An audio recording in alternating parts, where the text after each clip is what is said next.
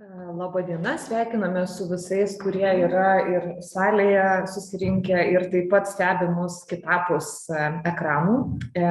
Labai džiugu, jog šiandien turime viešnią iš Estijos, daktarę Anastasiją Fiadotavą, kuri mums perskaitys pranešimą Using Humor to Negotiate Ethnic Identities, a Case Study of the Belarusian-Lithuanian Border.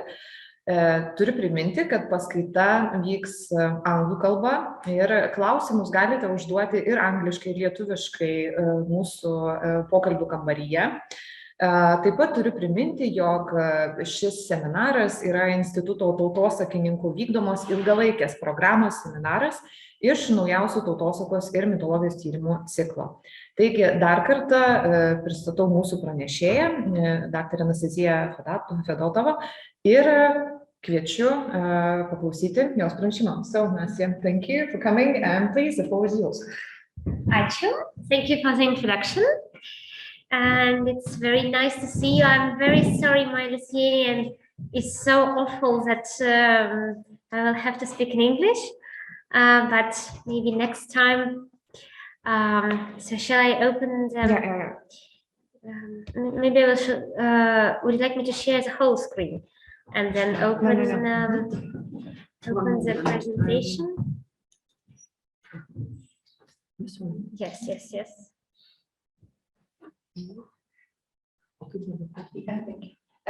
F5, yes. Yes, now it works. Maybe we can also make this smaller. Yes. Perfect. Yes. Thank you. Thank you. So hello. I don't know if I should look this way or that way. Facing the camera. Yes. Asta has said, I'm working as a researcher at the Estonian Literary Museum, and originally I'm from Belarus, and today I would like to talk to you about one of my fieldwork experiences and observations, how people use humor to negotiate their ethnic identities.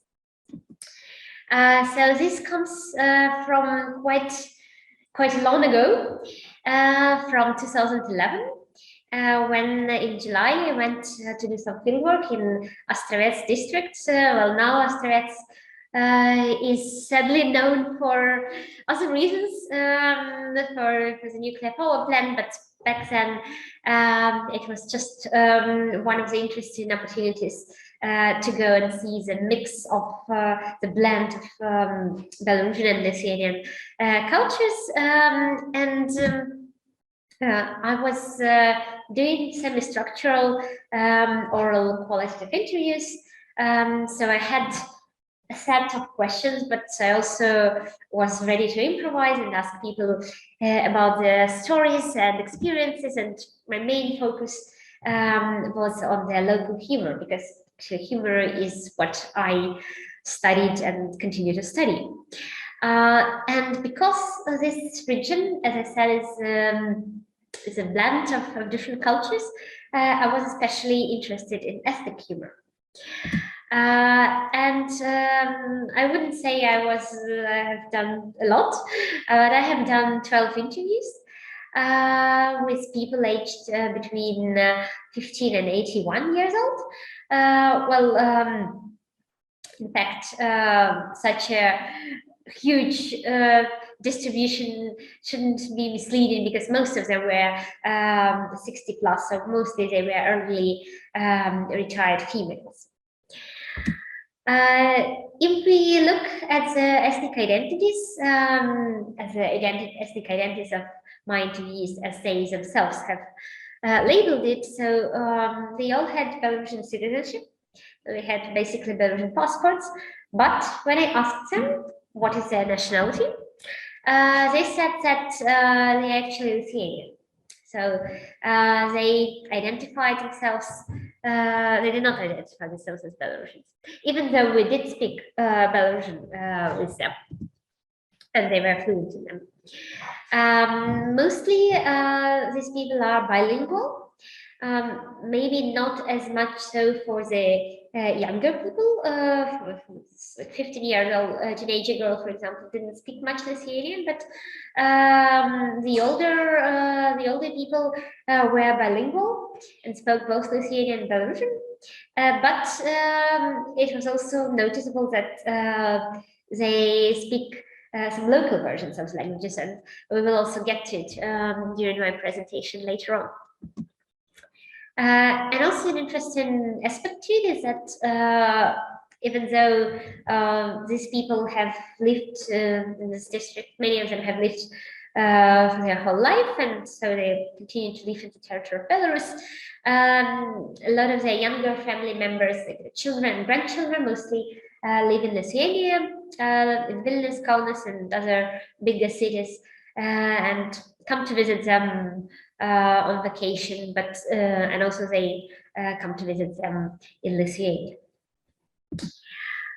So before coming to the examples, a little bit of theory, and I would like to say that what I was initially looking for in these interviews were rather ethnic jokes. So ethnic jokes, as one of the greatest humor researchers of ethnic jokes, Christy Davis, has defined them, are quote unquote jokes about peoples that consist of short narratives or riddles with comic endings, which impute a particular ludicrous trait or pattern of behavior to the butts of the joke. So basically, ethnic joke has to have two components.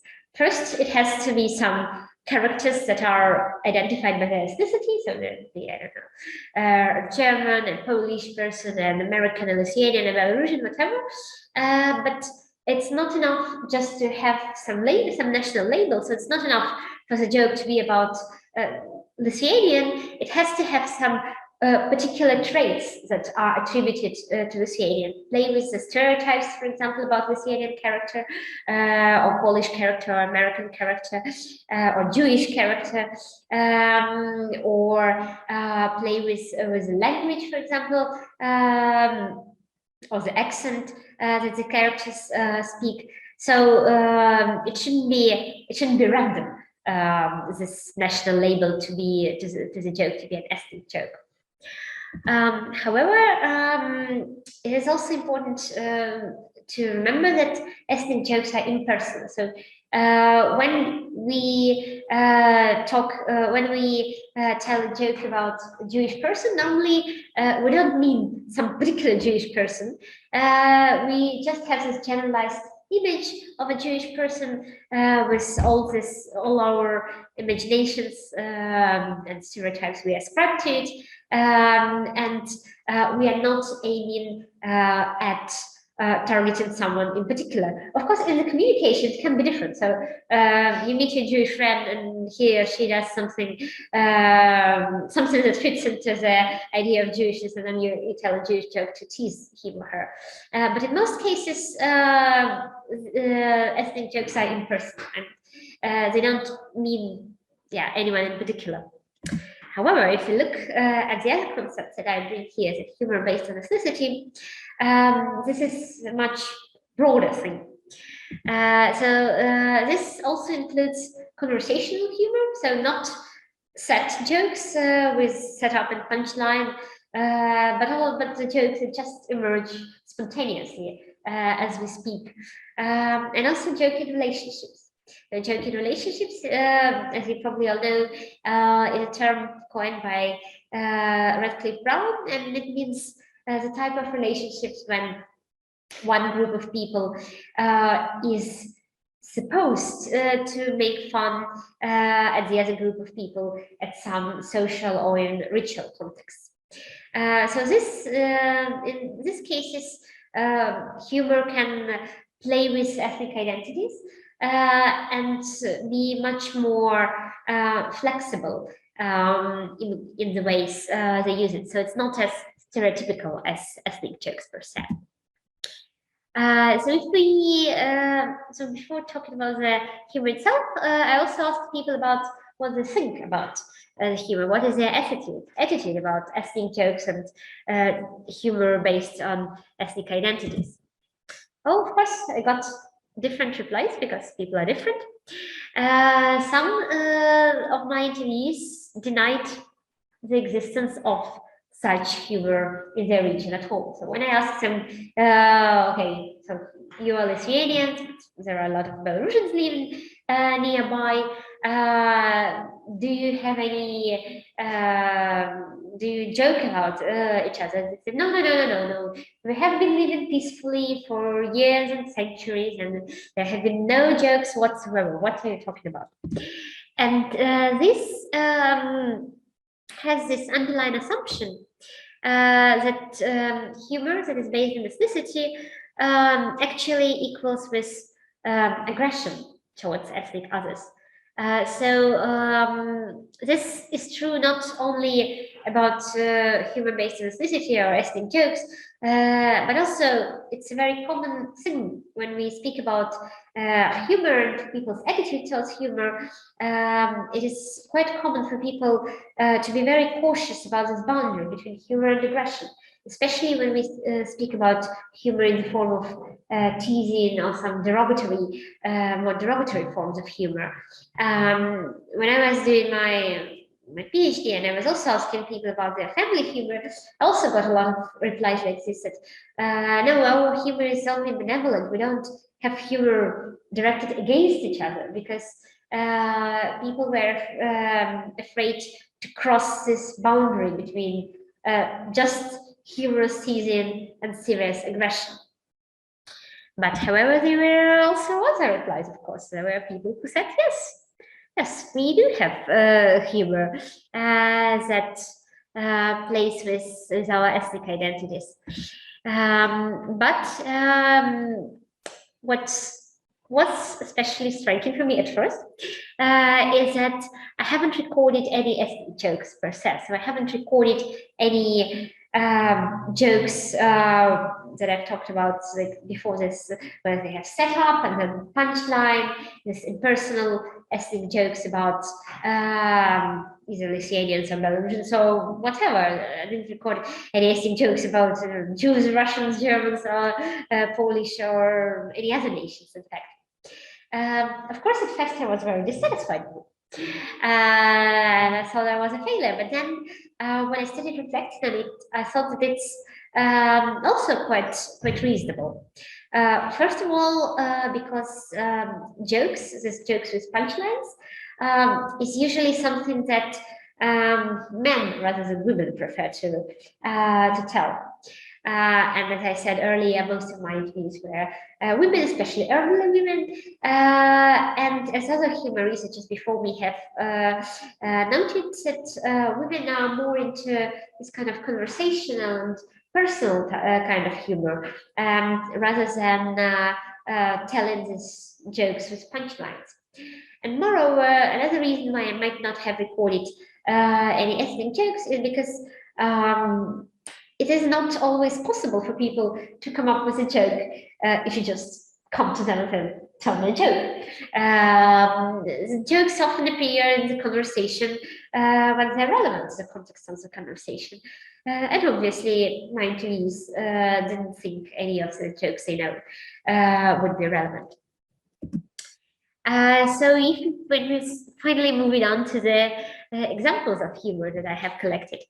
So there were two directions of humor that I could outline. The humor, how Belarusians make fun of the Lithuanians and how Lithuanians make fun of the Belarusians. But it also should be noted that because all of my interviews identify themselves as Lithuanians, so what they said about Belarusians making fun of Lithuanians means that they're talking about others making jokes about themselves. When they were talking about Lithuanians making fun of Belarusians, was them telling what they make fun of others. So this might not be quite equal, but still it is interesting to see the discrepancy between the topics of jokes. So the Lithuanians that I've talked to said that Belarusians make fun of them because they don't speak Belarusian properly. And here is one of the examples of a 70-year-old female. She said, I went to a Belarusian school. I remember writing a dictation, and I remember writing in Lithuanian, a stork is bateinas, and in Belarusian, it is buso. And I wrote bateinas, and everybody was laughing, asking what this bateinas stands for.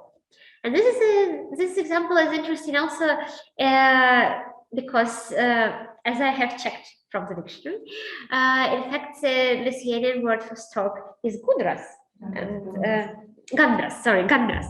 Yes. So here we also see the use of some local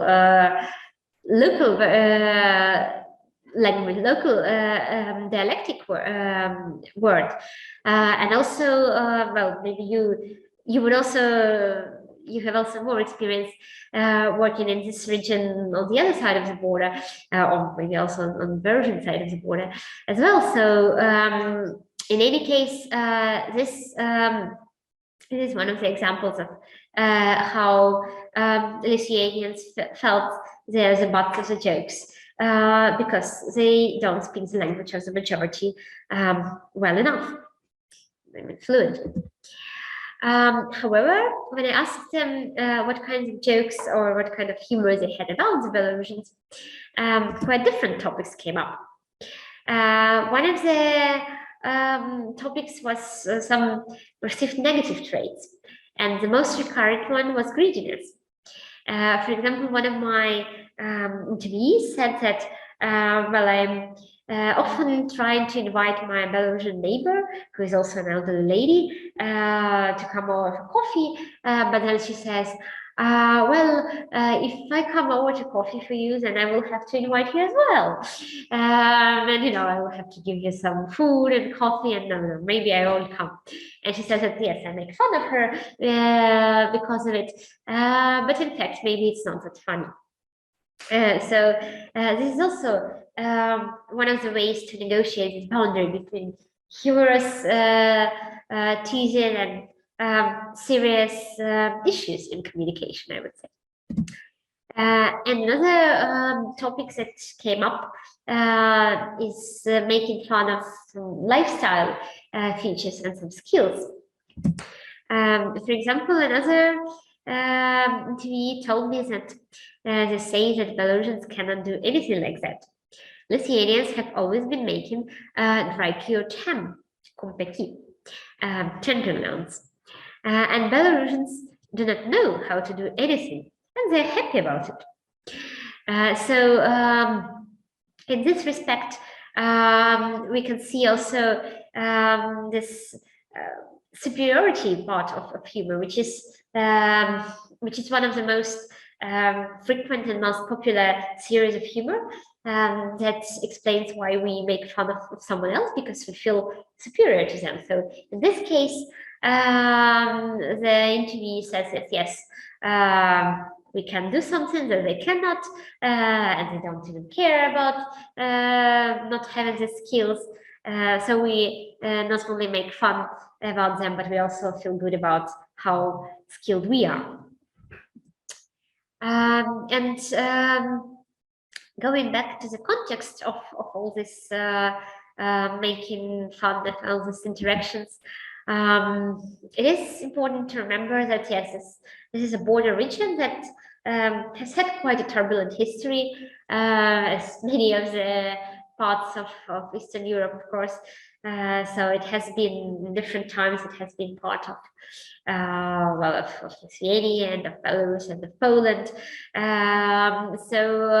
It has always been a place of contested power, and there were a lot of attempts, also at Russification, of course, during the Soviet time, and a lot of local initiatives to preserve local culture, both Belarusian and Lithuanian culture. Nowadays, if we look both at the humor and also at the broader cultural background of the people who live there, we can see that the Belarusians who live there, in their jokes as well as in their serious communication, of course, they reinforce the national language. As we all know, national language has become one of the pivotal elements of the modern nation state. This is one of the things we identify ourselves with as a nation, our national language. So that's why this jokes about poor command of language are not arbitrary. They point to the importance of language in the state building process.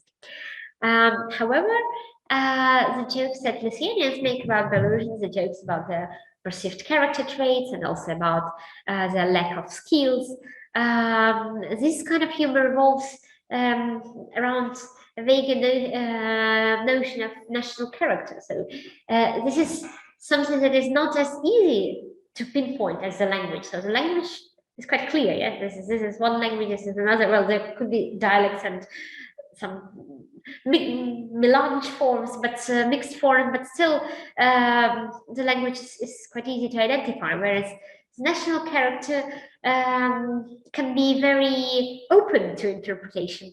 And so as a minority living in this region, Lithuanians can use this vagueness and ambiguity of the national character concept to their advantage, including making fun of those who don't fit into this national character discourse.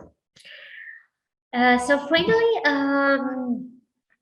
some more general conclusions about what I've thought, about what I've said.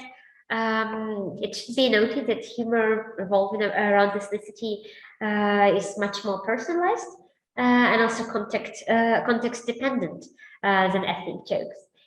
So when my interviewees make jokes about Belarusians, or when they hear Belarusians making jokes about Lithuanians, they don't have any they don't have just some stereotypes and generalized image. They always have the particular people in mind. A greedy neighbor that doesn't want to come over for coffee, or former classmates that laugh at you when you make spelling mistakes. So these are very, very much embedded in these personal experiences. And so on the one hand, it is very, very hard to study them because they are very, very particular. It's difficult to make some generalizations based on them. But on the other hand, this kind of humor can also reveal much broader spectrum of meanings for this particular community.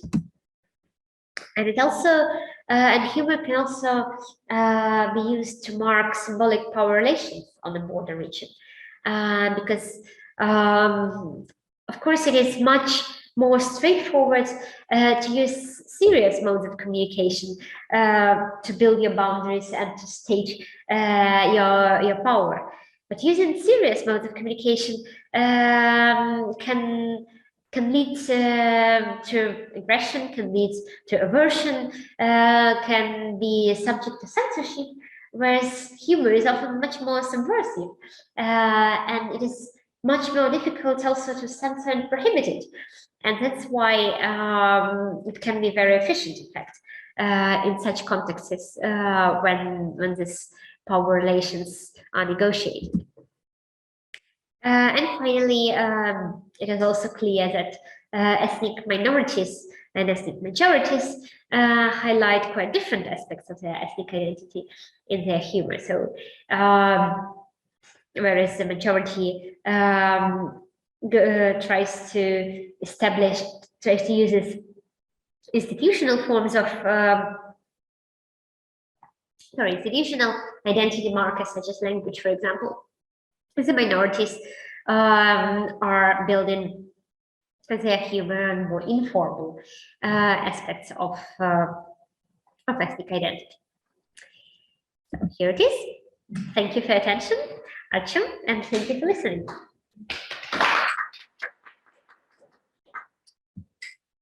Shall I stop sharing?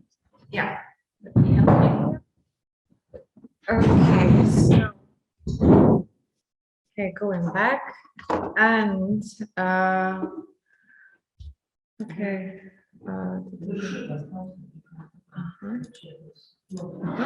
Okay, so very happy to be back and to talk with Nastya and to ask some more or ask some questions. But first of all, maybe someone from listeners here have questions, or someone from the other side of the screen in our chat. Apparently still not, so I will use my privilege as a moderator.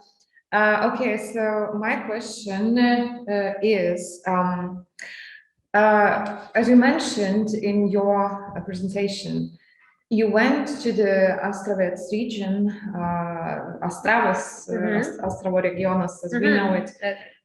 You went with some sort of expectations, yeah, to record ethnic jokes. Yeah. What were your premises based on? Did you go to archives? Did you had some previous encounters with locals that made you to postulate this kind of hypotheses that there are jokes that could revolve around that there are ethnic jokes that could you do your research on? So what was the premises? Yeah, that's a very good question. So no, I didn't do any archival research. I was rather thinking based on the previous humor researchers' experiences in other regions where there are different nations living together, where there is a clear majority and minority groups living together, ethnic majority and minority groups living together, and the fact that well, of course, there are. I mean, of course, there are tensions and there are stereotypes, and when you have these two different groups living together, especially given that, well, in many respects, of course, Belarusians and Lithuanians are similar, but also they belong to different language groups, and also, I mean, there are also a lot of differences between them. So my idea was that this very situation of living together in this well, quite compact region would create a fruitful ground for ethnic humor. But yeah, it would be also interesting to look at the previous archival fieldwork materials and see whether anything has been recorded there so far. But the problem is that I think I don't know about Lithuania, but in Belarus, the folklorists of the, well, let's say 19th and early 20th century were not really keen on recording humor somehow. Maybe they didn't think it's important enough, but they were much more focused on you know, legends and fairy tales and songs. Oh yes, of course, yes. So yeah, they did collect humor as well, but they were usually like side notes, you know, like, oh, that's also this joke told to me. So yes, but this would be something to look at. Okay, let's check. No comments. Lina, yeah, you can.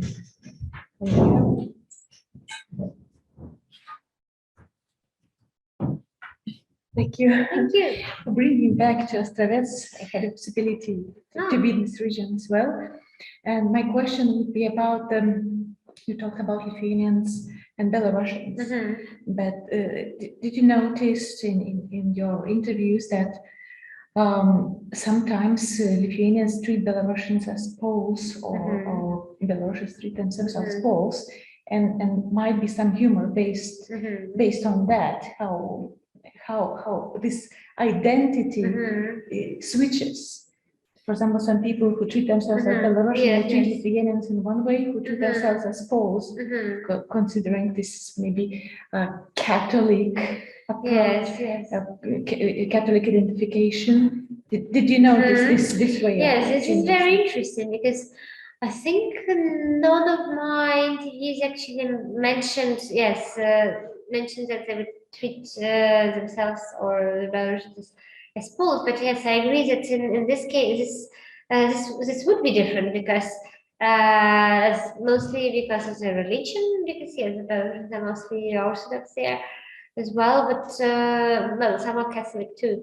But also yes, because I think Poles have even stronger ethnic identity. So yes, this I think I would speculate that would make a difference, but I haven't encountered it in my interviews, unfortunately. But yes, have you, when you were doing fieldwork there, were there a lot of people who would identify themselves as Polish? Yes, if a person is a Catholic, Belarusian Catholic, yes. so yes, it comes to that feeling Polishness, Polish culture, yes. and then Lithuanians. I don't know if it's on the border between joke and some other kind of folklore or reflections that Lithuanians would be critical to those Belarusians who treat themselves as Poles. Similar situation in this borderland, Lithuanian both, and in Belarus is the same. Yes. I think it might be also because well, there is this stereotype of Polish people as being like as having this kind of arrogant attitude. Well, of course, because of their early history when they were mostly landlords and Belarusian Lithuanians were mostly peasants, but also because of the more recent, like 20th century history. Also, Lithuania and Western Belarus became part of Poland. So yes, I think there is this kind of tension going on there, and this link between religion and ethnicity. I think it's further intensified by the fact that a lot of church services also held in Polish there. So yes, when you go to the Catholic Church and listen to the mass in Polish, then you kind of identify with it. True. And one narrative which spread pretty much between elder people was about memories about fights in the church between Lithuanian and Belarusian villages, Belarusian Polish villages, and it was on the borders of the joke, because they were commemorating it, not as trauma, but as a kind of joke how those fights would happen. So even fights like actual physical fights or just verbal fights? Physical fights. Wow. Physical. Well, that must be fascinating. So, but in memories, those memories were told as if it was something very funny. Yeah. well, actually, I've noticed that local people do have, maybe not all of them, but some of them do have this quite peculiar sense of humor. I would say it is probably my strongest impression of this field work when I was walking down the street in one of the villages. And then I saw a lonely elderly man sitting on the bench, and I was like, that's a perfect fieldwork experience. So he's sitting there doing nothing, so he's obviously bored, and he would be happy to talk to me. Well, I don't want to sound sexist at all, but men usually do tell more jokes than women. So I happily approached him and said, hello, and I identified myself, said I'm a student, I'm collecting folklore and humor, and we started talking. And then at some point I thought, we can move closer to my topic, and I said, well, maybe there is something funny that has recently happened in your village that you would like to tell me. And he was like, a couple of days ago, my neighbor has committed suicide. And I was like, okay, shall I laugh at it? Because he told me it as a humor, or shall I run away, or what kind of reaction he would expect? So I can imagine these people being thinking that fights in churches is funny. Yes, I can understand it very well. But no, I haven't heard about this fight myself, unfortunately. the next time. Yes, hopefully, yes. Now we will know what to ask about. Yes. True. Thank you. Thank you. Thank you, Lina. Okay, still chats. I think we have more questions. Lina, another Lina, please. Melina's here. Yeah. Thank you. It was very interesting. First of all, I was curious about the national identity of your informants. Maybe you could elaborate a bit more about considering themselves Lithuanians. Because from our point of view, they wouldn't be Lithuanians. Yes, of course. Yes. Yes. So that was my first question. And the second was about I was wondering about the category of the genre. Because in my imagination, the ethnic joke would be something like, okay, an Englishman, a Russian, and a Lithuanian are flying on the plane, and blah, blah, blah, and so forth. Yes, yes. Or stories about Estonians being very slow and phlegmatic and getting stuck in the elevator and something like on that line. Yes. But those two examples that you gave about the school children laughing at the well and the story about the neighbor, they are more like a personal experience stories. Yes, true. I would qualify them like this. Yes. So how does the story about one greedy neighbor translates into an ethnic joke? Is it just the neighbor being greedy, or is it just because she is Belarusian or whatever? Okay. Yes, that's very good question. So about the ethnic identity, this was very interesting. This gap between their self-proclaimed national identity, so to say, and their how would I say, institutionalized national identity. So yeah, they basically they have been living there, for all their life. So some of them, I think most of them were born at the time when it was already the territory of Belarusian Soviet Socialist Republic. So it wasn't even some of them were born at the time when it still was Polish rule. But anyway, yes, they have been living there, and yes, they have the passports and everything. Speak Belarusian, I mean, fluently, perfectly. Do they speak Lithuanian? Yes, they say they do. I didn't try it because I don't speak it well enough. But they actually said that we do speak Lithuanian, but because we speak our local variety of Lithuanian, when we go to the neighboring villages like across the border, then we still can communicate. But if we go to Vilnius, for example, yes, or even further away, then people don't understand what we're talking about. So their Lithuanian must be much different from the standard Lithuanian. So yes, this is and still I think it might be also the case, well, in a way similar to this Polish identification with church, this Lithuanian identification with yes, maybe with Catholicism, and also maybe also partly through the fact that a lot of their younger family members moved to Lithuania, and for example, many of their grandchildren were already born in Lithuania and only speak Lithuanian or speak very poor Belarusian Russian. So maybe this is also one of the ways for them to feel this connection. So they don't they want to have this connection. And in terms of charms, yes, this is a very good point.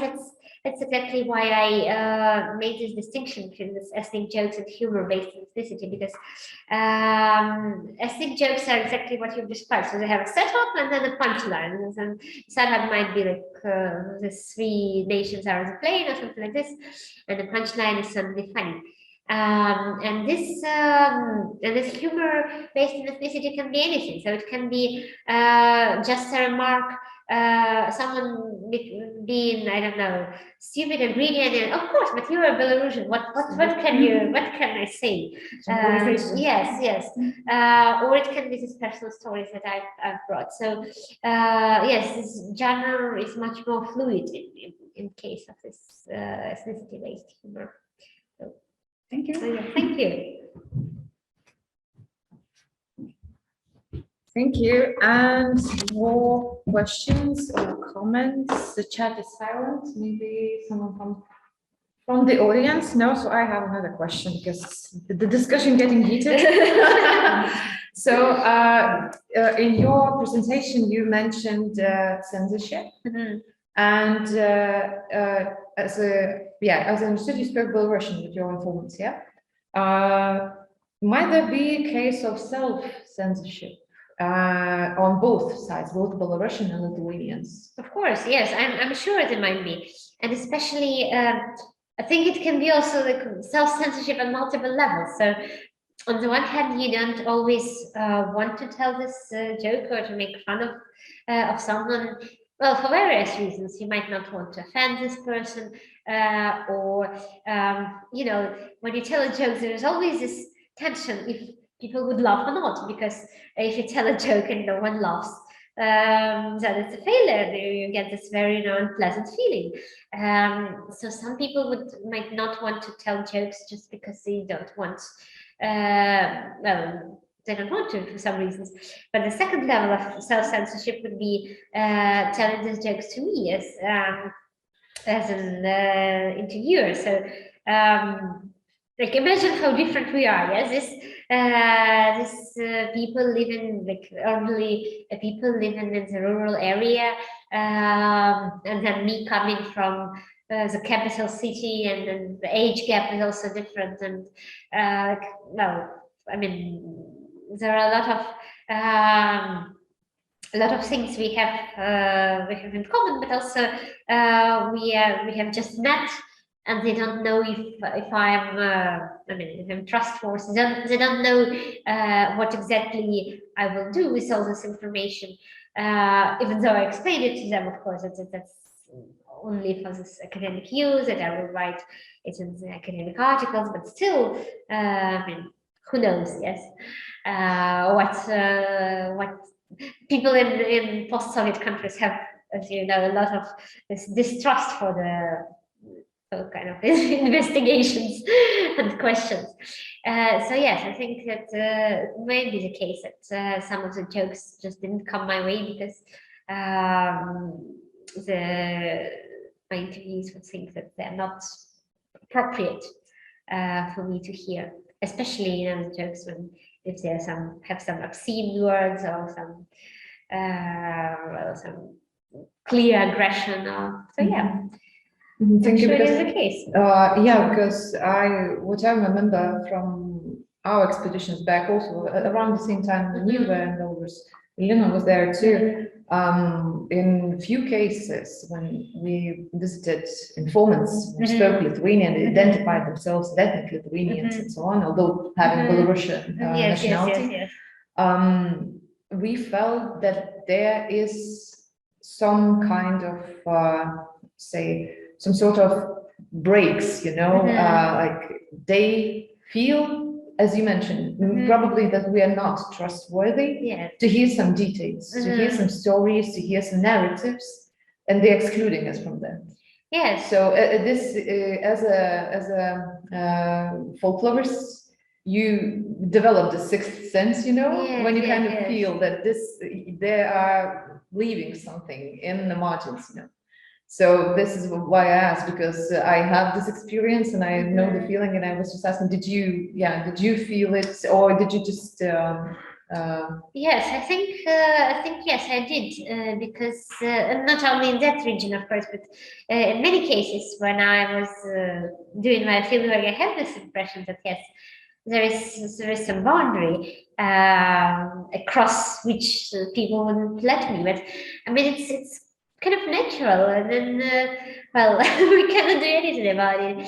Unfortunately, as researchers, if especially when we're coming for a short time, just to do the interview and then go back to our desks and write papers. So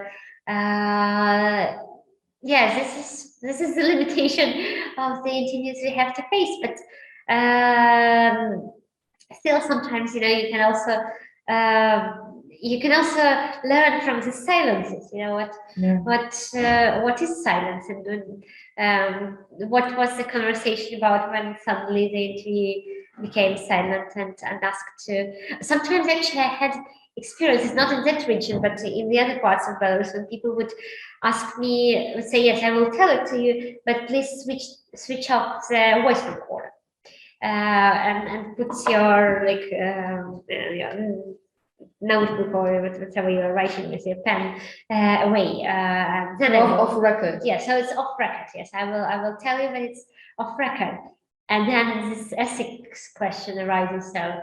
So you have heard it, yes. So what should I do with this? So if it is off record, it means that I cannot really use it. But should I kind of consider it, have it in the back of my mind when I'm writing my paper, or should I forget it altogether? And yes, this is difficult sometimes. Yeah, thank you. Some questions? No comments. So probably the last one, if there will be any from our viewers in Zoom. So although you mentioned that your demographic mostly was elderly ladies, 60 plus and something, but there were also teenagers, 15. Yes. Yes, there was one teenage and one younger woman who was like 20 something. Yeah, and what did they have to say? Did they did they answer your expectations, or did they had some other narratives that they wanted to share and saw them as maybe jokes, maybe not, maybe, or some just ethnic related topics just in general? Well, they were more prone to share humor in general, but not ethnic humor in particular. So yes, they would tell me more, I don't know, just personal funny stories or some humorous anecdotes in this English sense of the word. So anecdotes is something happening, not just jokes with a punchline, but also jokes with punchlines, yes, but not about the ethnic groups. So yes, they were more into humor, but well, probably because maybe for them this ethnic identity is not as crucial. Maybe it's for the older generation anymore, or maybe because, well, they just have different interests in life, and they prefer other sorts of humor. Because generally speaking, and also there is another reason, of course, is political correctness, and that this becomes more relevant for the younger generation. That well, you cannot really say that ethnic jokes are very politically correct in our today's society. So maybe this was also like a concern for them. So yes, they were not very much into telling ethnic humor. This is younger people that I talked to. It's very it's very interesting that you pointed out this political correctness, because I think lots of traditional jokes are now dying out and not being told because of it. Yes, this is interesting, because I have read a paper by what was his name? His last name is Walle. So he did his research in the I think late 1960s or early 1970s. He was doing a very interesting research that would have been absolutely impossible to do today. So he went to a late night diner in the US. And he was looking at how the customers of this diner were trying to flirt with the waitresses of this diner, and how they were using humor to convince these waitresses to, well, spend the night with them. And he said that there were three levels of jokes that they used. So at first they started at some very, very general jokes that couldn't be offensive to anyone. And as an example, he said that, well, the jokes that cannot be offensive to anyone is the jokes about Polish, for example. In America, they have a lot of such jokes about stupid Polish people. And this is a general joke. It's not, it couldn't be offensive at all. And then they moved on to some political jokes, and then if they were successful, then they went straight to sexual jokes. But it's interesting that, well, also the study couldn't have been conducted today for ethical reasons, I guess, but also the fact that today no one would say that jokes about ethnic groups are not offensive to anyone. But back then, when he was writing in the 70s, it was like, yeah, I mean, it's just innocent. You can tell it to the kids, or you can tell it to the random people. Who cares? So yeah. No questions, and chat is silent. So okay, so thank you, Anastasiya, for your presentation. It was very interesting to hear, and especially from how to say a word from the other side of our country on the border. So thank you, and thank you so much. See you again. Yes, hopefully, yes, and thank you for coming and having me here. It's very nice. It's always nice to be here. It's our pleasure. Yes, I hope there will be many more encounters, and also in Estonia, of course. So you're all very welcome, and also you, silent people in the chat, you're also welcome to come to Estonia. We also have raid there, you know, so you will feel just like at home. Okay, so thank you. Ačiū klausytojams, ačiū Viktorija. Dar kartą dėkui.